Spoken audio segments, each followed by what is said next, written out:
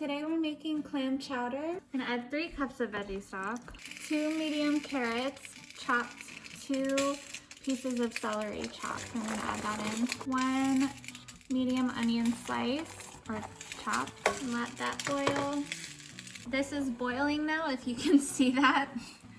So now we're gonna add about 20 ounces of hand chopped clams with the juices, 2 medium potatoes chopped, 2 bay leaves, and about 2 tablespoons of thyme, teaspoon of black pepper, half a tablespoon veggie bouillon, 2 tablespoons of buffalo sauce, and then 3 tablespoons of Worcester sauce, and we might add more to taste later. So we're just gonna let that cook until the potatoes are soft, about 10 minutes.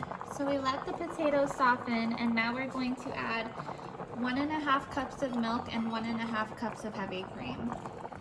We're gonna let that cook a little bit more, and then we're gonna come back and taste it and add whatever we think it needs. So it's been cooking for about 10 minutes now, and it needs a lot more flavor. So we're gonna add 2 more tablespoons of the Frank's sauce, 3 more tablespoons of the Worcester sauce. It's pretty good. So it's done.